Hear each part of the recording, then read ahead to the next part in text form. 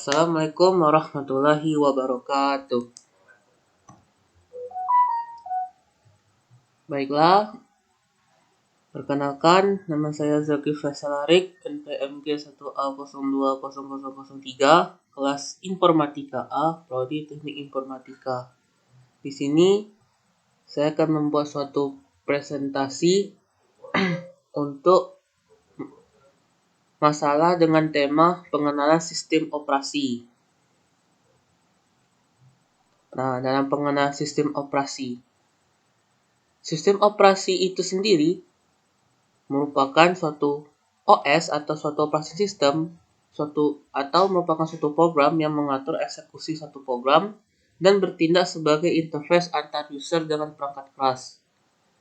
OS ini dibentuk melalui beberapa fungsi-fungsi yang telah ditentukan atau menggunakan beberapa fungsi-fungsi yang telah dibentuk dari kombinasi-kombinasi komputer yang terdahulunya, yaitu merupakan logik-logik yang sudah dibentuk. Jadi OS, operasi sistem ini merupakan suatu struktur kendali yang akan mengendalikan suatu komputer itu sendiri agar dapat berorganisasi secara user interface, atau secara bertatap muka dengan kita sebagai pengguna. Dalam sistem operasi ini menggunakan suatu dua model antarmuka dalam OS-nya.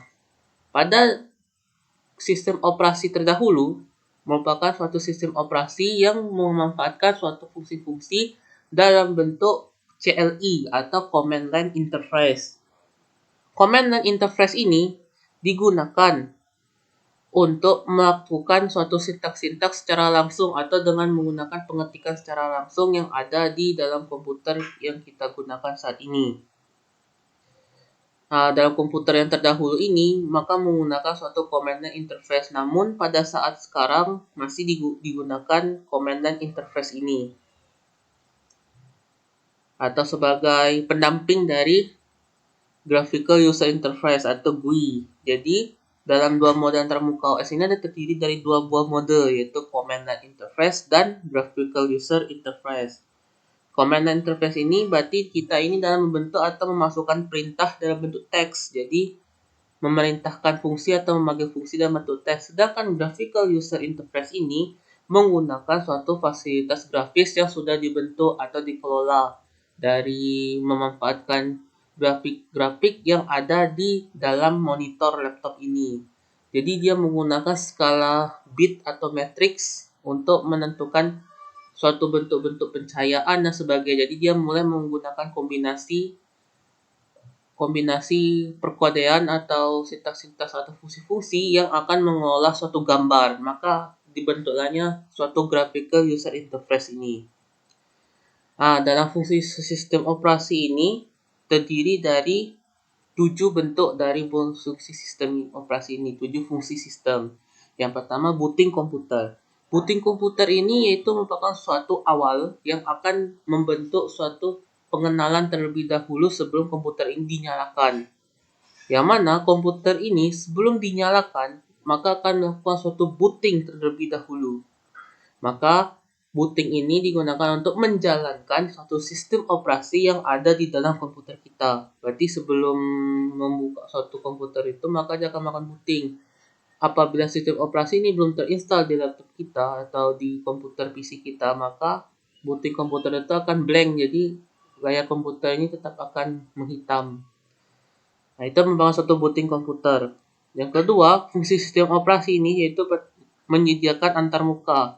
Apa sih dalam maksud menyediakan antarmuka itu sendiri? Menyediakan antarmuka itu sendiri merupakan suatu penyajian atau gambaran yang ditampilkan dari monitor komputer yang kita gunakan, yaitu gambaran-gambaran dari agar kita dapat berkomunikasi secara langsung dengan bentuk atau secara langsung dengan mesin komputer yang kita gunakan melalui fungsi-fungsi yang telah sudah dibentuk oleh operasi sistem itu sendiri. Nah, yang ketiga itu manajemen program. Manajemen pemrograman ini atau manajemen program ini itu merupakan suatu pemetaan atau penyajian atau pasterisasikan untuk program-program yang akan dijalankan dalam komputer kita itu sendiri. Dalam komputer yang dijalankan sistem operasi ini memanajemen program-program. Jadi dia itu memanajemen sesuai logika-logika yang sudah diterapkan dalam fungsinya. Jadi dia itu memasukkan suatu logika yang ada dalam komputer kita itu sendiri dengan mengakumulasi atau memanipulasi logika-logika itu sendiri untuk menentukan program-program yang baik. Jadi memanajemen program tersebut agar tidak terjadi konsekuensi yang terdapat pada OS itu sendiri nantinya. Yang keempat yaitu mengolah memori komputer.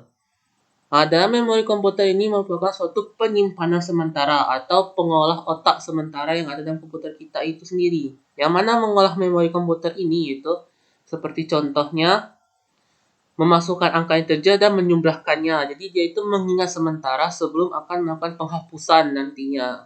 Misalnya penghapusannya pada waktu komputer ini grafik user interface-nya dimatikan atau memindahkan slide ke slide lainnya. Itu merupakan suatu mengolah memori komputer, yaitu dari bentuk komputer memasukkan input tersebut dari manapun, yaitu keyboard dan sebagainya, maka akan dikelola ke dalam logic user, kemudian masuk ke dalam memori, maka memori tersebut akan mengolah kembali. Dalam disitulah terjadi pengolahan memori komputer, memasukkan atau menetapkannya atau menyimpankannya ke dalam ke drive, ke bentuk device drive, penyimpanan hard disk dan sebagainya. Itu dia bisa mengolah memori dan menempatkan apakah itu disimpan atau tidak.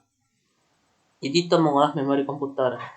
Yang kelima yaitu mengatur penjadwalan. Jadi tiap-tiap aplikasi ini yang diatur dalam operasi sistem ini, maka jadwalnya akan diatur sesuai dengan kapasitas aplikasi tersebut. Misalnya aplikasi tersebut memakan banyak RAM atau memori, maka dalam operasi sistem yang sudah mulai canggih, maka akan menerapkan suatu pengaturan penjadwalan yang mana akan mematikan aplikasi itu sendiri dan memberi peringatan. Dan dalam aplikasi itu sendiri dia bisa juga mengatur suatu penggunaan yang berlebih dalam aplikasi di dalam operasi sistem itu sendiri. Kemudian yang keenam yaitu manajemen file.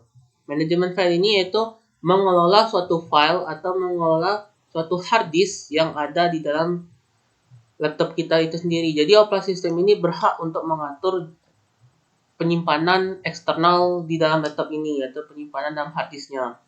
Jadi dia ini menggunakan, menurut saya sendiri pribadi, manajemen file ini menggunakan penyimpanan suatu bentuk dalam bentuk list atau array yang terkumpul dalam bentuk device hard disk. Jadi hard disk tersebut sebagai penyimpanan untuk manajemen file. Jadi dia mengolah dan mengatur file. Misalnya kita ingin memanggil file satu, dalam penginputan memanggil fungsi dan memanggil file itu sendiri, maka file tersebut akan dikelola oleh memori dan memori tersebut akan menampilkannya ke dalam tampilan layar di monitor kita itu sendiri. Kemudian administrative security yang terakhir, yaitu yang ketujuh. Administrative security ini itu merupakan suatu keamanan yang dibentuk oleh operasi sistem itu sendiri. Fungsinya itu yang pertama itu mencegah terjadinya malware dan mencegah terjadinya enkripsi suatu data dalam bentuk asing atau mencegah terjadinya error. Itu intinya administrative security tersebut. Dia menjaga keamanan yang ada dalam komputer PC kita. Sampai saat ini digunakan yaitu seperti Windows Security dan keamanan-keamanan misalnya SMADAF dan sebagainya, itu antivirus. Jadi administrative security ini itu menciptakan suatu antivirus atau penghalang atau penscanan suatu file-file yang bersifat berbahaya bagi komputer kita itu sendiri. Itu fungsi sistem dari operasi. Kemudian dalam evaluasi atau evolusi dari komputer-komputer kita itu sendiri, yaitu terdiri dari 5 evaluasi yang secara update sampai sekarang. Evolusi ini pertama yaitu dari generasi pertama, yang itu merupakan generasi yang paling awal. Kemudian generasi kedua, generasi ketiga, generasi keempat, dan yang terakhir yang akan dikembangkan yaitu generasi kelima, yaitu zaman-zaman komputer kuantum. Jadi, kita akan melakukan searching terlebih dahulu untuk melihat gambaran dari generasi pertama ini. Masuk ke browser. Nah, kita akan mencari tentang komputer kuantum generasi pertama. Kita lihat gambarannya seperti ini. Nah, ini merupakan suatu komputer generasi yang lama.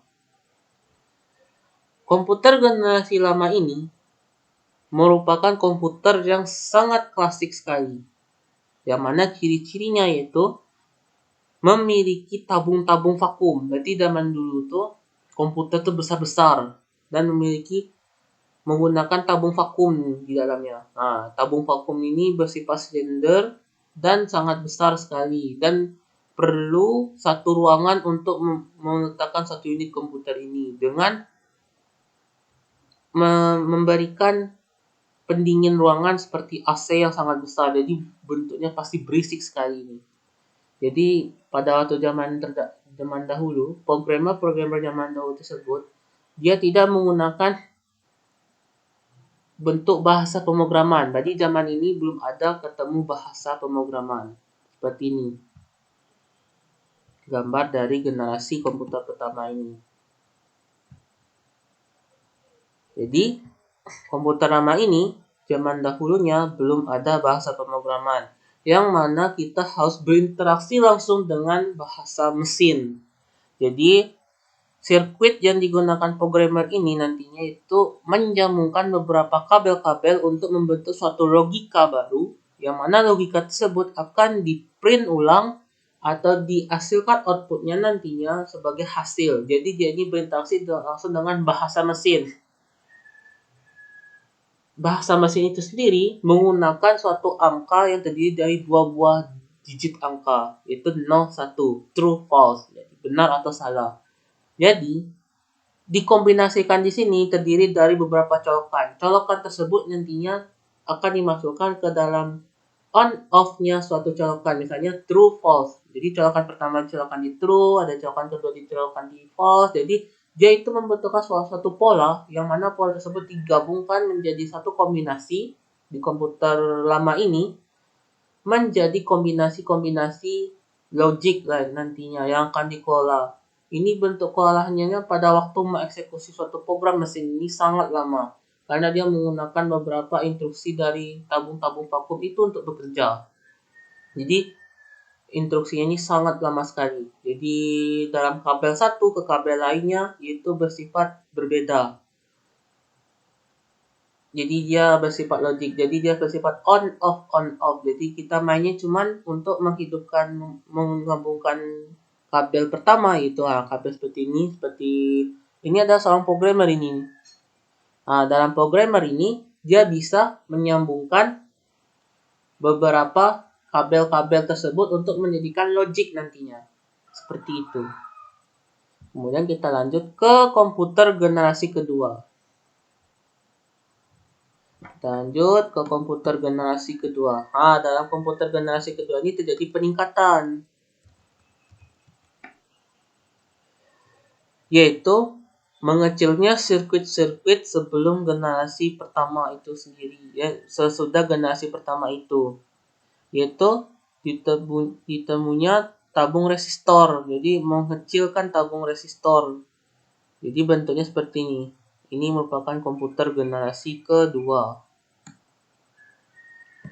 Modelnya sama, yaitu menggunakan bahasa mesin yang digunakan untuk melakukan eksekusi suatu programnya, menghasilkan sifat-sifat logik-logik yang sederhana dengan dikelola sedemikian rupa. Jadi bahasa komputer lama ini seperti ini bentuknya. Jadi seorang developer yaitu memasukkan suatu kode-kode yang berada di tombol-tombol area ini. Jadi dia ini mainnya bentuknya seperti tabung resistor yang sudah dikecilkan, yaitu ketemunya tabung resistor. Jadi tabung-tabung resistor ini sudah mengecil pada waktu periode dari komputer generasi kedua ini. Jadi komputer generasi kedua ini bentuknya seperti ini. Jadi developer ini memasukkan print kode-kode inputnya, yaitu memasukkan inputan kode dengan membentuk suatu bahasa mesin tertentu, pola-pola tertentu, yang mana hasilnya nanti akan di print out ulang. Jadi outputnya akan mengeluarkan selembaran-selembaran kode baru. Jadi itulah merupakan eksekusi dari pemrograman komputer generasi kedua ini nantinya. Jadi generasi kedua ini menjadikan suatu komputer pada generasi pertama ini dengan menggunakan bahasa mesin. Ini masih bentuk berbahasa mesin. Jadi para developer terdahulu harus mengetahui bahasa mesin itu sendiri dalam menerjemahkannya, mengkodekannya, dan menggabungkannya jadi berbentuk sebagai kombinasi kalimat-kalimat yang sudah dieksekusi nantinya. Pada zaman ini masih sulit untuk melakukan pemrograman secara langsung. Kemudian sudah komputer ini berawal di generasi kedua, kita akan lanjut ke generasi yang ketiga. Generasi ketiga.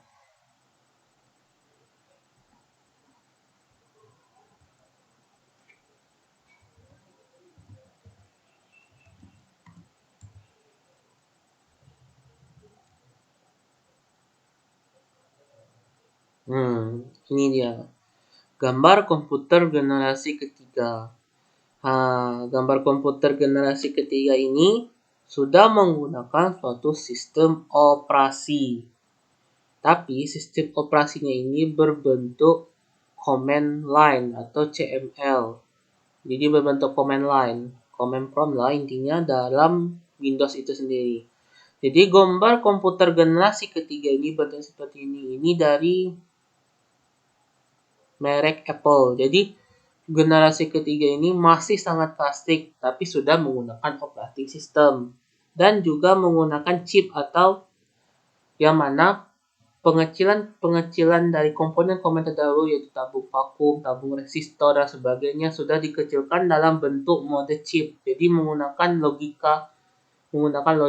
atau menggunakan algoritma logik. Berarti komputer ini sudah menggunakan algoritma logik atau gerbang logika yang dibentuk oleh resistor-resistor yang terdapat di CPU atau otak dari komputer itu sendiri.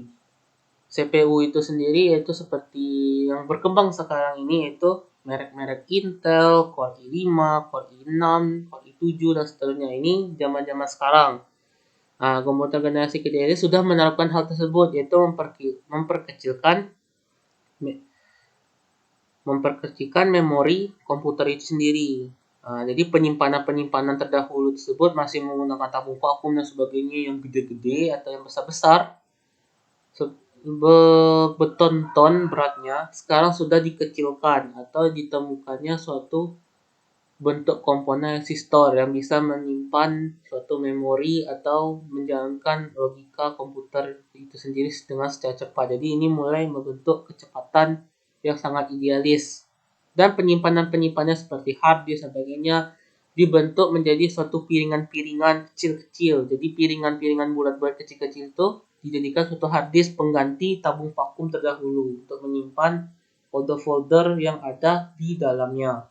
Jadi hard disk ini prinsipnya yaitu kerjanya yaitu memutarkan piringan itu sendiri dengan ada spiral yang mencapkan untuk bit-bit tertentu. Jadi dia itu memasukkan bit-bit atau logik-logik yang baru kita inputkan ke dalam hard disk itu sendiri dan hard disk tersebut berputar dan logiknya itu memasukkan atau memberikan kode biner atau memasukkan angka-angka biner dalam arus listrik yang terdapat di dalam hard disk itu sendiri yaitu 011010100011 dan seterusnya. Dia memutar terus seperti itu dalam membentuk satu pola. Jadi dia bisa menyimpan file-file yang mulai banyak di dalam sana. Jadi bisa menempatkan file-file yang sangat banyak di dalam hard disk itu sendiri. Jadi komputer generasi ketiga ini bersifat command line. Jadi tidak menggunakan graphical user interface. Jadi OS-nya ini menggunakan command line. Lihat ini, tulisan semua. Jadi ini bersifat command line. Jadi kita di sini cuma mengetikkan di keyboardnya yaitu mempraktekkan atau mengetikkan keyboard dengan memerintahkan atau menginstruksikan atau memanggil fungsi-fungsi yang ada di dalam sistem operasinya, misalnya seperti CD dan sebagainya nantinya. Seperti ini tampilan graphical user interface itu sendiri. Command prompt. Ini kan merupakan suatu graphical user interface. Misalnya kita mengambil perintah seperti dir. Nah, ini menampilkan semua dokumen. ls. Nah, ls kan tidak ada. Ini ls ini digunakan untuk perangkat OS, Mac OS atau Linux. Ini kita mau perangkat Windows. Misalnya kita ingin memasukkan ke dalam folder, nah, kita akan memberikan perintah yang ada di dalam operasi sistem itu sendiri. Jadi cd, misalnya dir cd. Nah, kita melihat sini kita mau masuk ke dokumen. Jadi sini kita klik dokumen. Klik dir. Nah, kita akan masuk ke dalam list dari dokumen ini sendiri. Jadi kita ini sudah masuk ke dalam harddisknya. Jadi dia membaca harddisk. Ini adalah merupakan manajemen file. Jadi kita ini bisa melakukan manajemen file di sini. Dokumen, nah kita langsung mengetikkan sini ls, misalnya cd dir, misalnya kita cari. Nah, di sini dokumen ini terdiri dari no file, jadi tidak ada file-file tertentu di dalam dokumen ini. Seperti itu. Jadi kita atau juga ini tampilan user interface-nya. Jadi kita bisa melihat di user interface ini nantinya. Bisa kita di dalam sini ataupun di sini juga. Nah, ini graphical user interface, bentuk graphical user interface yang ini membentuk command line. Jadi kalau komputer sekarang ini menggabungkan command line dan graphical user interface. Ataupun juga bisa menggunakan git juga, bisa command line yaitu git bash. Nah, di sini, nah ini merupakan suatu sintaks dari Linux. Nah, ini merupakan command line juga sih. Melihat isi dari bentuk ini, bisa kita lakukan cd. Nah, ini merupakan fungsi-fungsi untuk pemanggilan. Jadi itulah yang digunakan pada gambar komputer generasi ketiga ini. Kemudian kita lanjut ke komputer generasi keempat.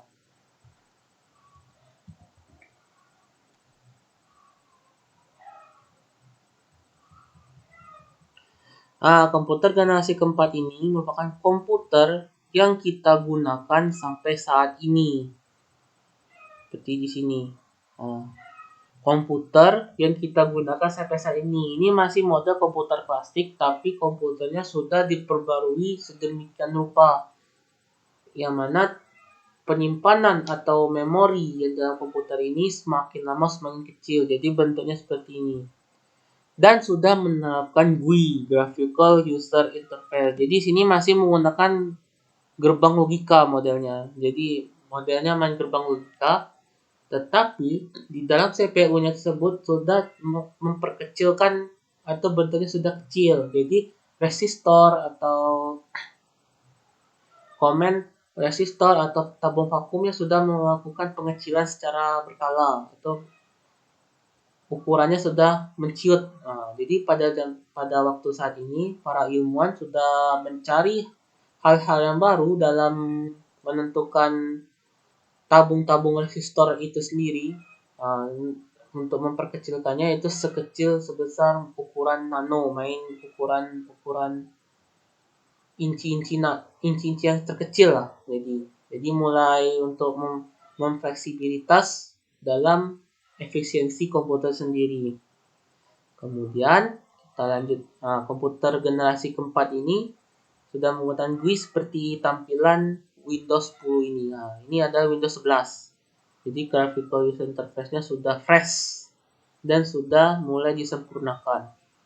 Ada seperti model seperti ini dan sebagainya. Ini sudah menggunakan graphical user interface dan tidak menggunakan command line lagi. Jadi perkembangan komputer ini mulai meningkat drastis. Kemudian kita lanjut ke komputer generasi kelima atau generasi yang akan dikembangkan ke masa depan atau komputer masa depan, yaitu komputer generasi kelima, komputer kuantum. Ini masih dalam gambar komputer kuantum. Ini.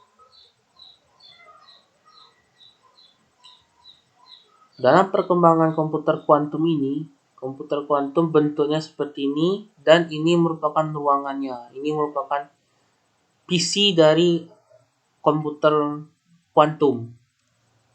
Masih dikembangkan dan bentuknya masih besar. Jadi komputer kuantum gambar chipnya seperti ini. Ini merupakan komponen dari komputer kuantumnya. Kecepatannya yaitu sangat cepat dan bisa berukuran kecepatan cahaya. Jadi prinsipnya ini menggunakan metode kuantum atau quantum bit. Jadi komputer generasi kelima ini nantinya akan dijalankan dengan operasi AI. Jadi dia berkembang dengan mengakumulasikan dengan perangkat-perangkat AI lainnya dengan bit-bit qubit dari bentuk komputer kuantum itu sendiri. Jadi prinsipnya ini nantinya berbentuk seperti komputer kuantum ini, prinsipnya itu berbentuk seperti relatif atom atau reaksi dari kuantum, fisika kuantum. Dalam fisika kuantum tersebut terdapat suatu realitas, efisibilitas dalam suatu teori-teori yang akan digabungkan dengan partikel-partikel kuantum nantinya. Jadi prinsipnya seperti bentuk partikel kuantum atau elektron, neutron, proton, dan sebagainya. Dalam neutron kayak proton ini merupakan suatu inti dari inti atom, dan elektron tersebut mengutari suatu proton. Jadi dalam kuantum komputer ini dia menggunakan prinsip teori atom itu sendiri.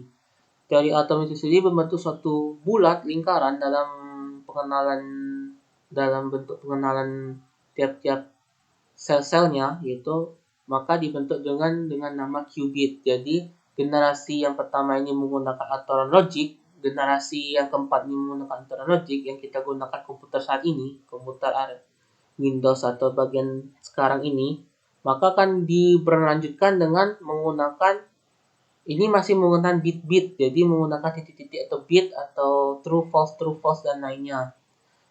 Akan dilanjutkan ke dalam bentuk model qubit. Qubit ini dalam satu bit dan satu qubit aja bisa berubah atau memiliki nilai 1 atau 0. Jadi bisa bertukar secara relatif secara sekaligus. Bisa digunakan memasukkan inputan, bisa misalnya pada waktu kolom 1, misalnya kalau ibaratkan seperti saklar listrik. Dalam ibaratkan seperti colokan tersebut ada dua bentuk, kan? Ada dua kutub positif dan kutub negatif. Sedangkan kuantum komputer itu tidak menggunakan kutub positif, negatif, true, false. Dia tidak menggunakan. Dia cuma hanya menggunakan satu input dan satu output yang disatukan secara langsung. 0, 1. Jadi dia itu dalam satu qubit bisa mendapatkan 0 atau 1. Sedangkan dalam komputer klasik, yaitu komputer generasi 4 yang kita saingi menggunakan bit yang bisa menempatkan 1 dan 0. Jadi dalam suatu bentuk kolomnya itu sendiri memiliki nilai 1 dan 0. Jadi cuma satu nilai saja, 1 1 atau 0 0 saja. Tidak menggabungkan beberapa kolom lainnya. Jadi kecepatan kuantum komputer ini sangat cepat. Dalam prediksi dari ilmuwan itu sendiri, komputer kuantum ini memiliki kecepatan yang bisa menjelajahi atau alam semesta. Jadi ini merupakan kecanggihan yang sudah diterapkan oleh komputer kuantum itu sendiri. Bayangkan saja kita bisa mendownload data sebesar 5 GB itu dalam waktu kurun hanya 30 detik saja di komputer kuantum. Sedangkan komputer klasik bisa jam-jam, malangkan berhari-hari mendownloadnya. Kalau asal jaringannya yang kuat. Dan sekarang akan dikembangkan suatu jaringan komputer atau jaringan internet, yaitu merupakan jaringan bentuk dari jaringan kuantum komputer itu sendiri, atau bentuk dari lingkaran atau jaringan kuantum. Jadi akan terdapat suatu model jaringan yang sudah berinteraksi dengan kuantum itu sendiri. Jadi model-model sekarang orang ingin mengembangkan suatu prinsip-prinsip modeling komputerisasi jaringan dan sebagainya dalam bentuk suatu fenomena kuantum. Jadi kuantum ini nantinya akan dipelajari oleh para developer lainnya. Seperti ini contohnya. Ada bentuk suatu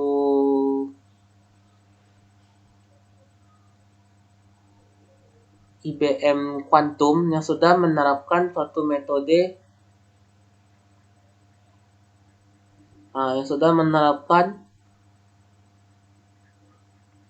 ini merupakan arah lab kerjanya untuk melakukan kuantum komputerisasi. Jadi kita di sini bisa nantinya untuk membuat suatu program untuk memprogram suatu komputer kuantum. Di sini seperti Launch Lab, IBM Quantum, yang ini menggambarkan bentuk usernya. Nah, ini untuk pengembang developer quantum experience. Jadi IBM ini sudah memberikan pembelajaran secara langsung untuk mempelajari bagaimana sih komputer kuantum itu bekerja nantinya. Jadi kita di sini akan melakukan suatu bentuk kuantum itu sendiri nantinya.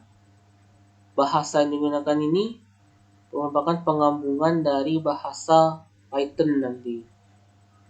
Bentuknya seperti bahasa Python. Seperti ini. Nah, ini merupakan library untuk mengelola data-data yang ada di komputer kuantum, server kuantum, cloud kuantum yang ada di IBM itu sendiri nantinya. Kita bisa menggunakan Python untuk mengimport library-nya. Bisa menggunakan area sini dan bisa menggunakan Visual Studio Code nantinya untuk mulai memprogram suatu komputer kuantum itu agar dapat berjalan. Seperti itu gambarannya. Oke. Jadi, seperti tampilan komputer kuantum yang akan dikembangkan oleh para ilmuwan ke depannya dengan menggabungkan kombinasi AI. Baiklah, sekian dari saya atas presentasi yang saya sampaikan. Apabila ada salah kata, saya mohon maaf. Kepada Allah saya mohon ampun. Wabillahi taufik wal hidayah. Wassalamualaikum warahmatullahi wabarakatuh.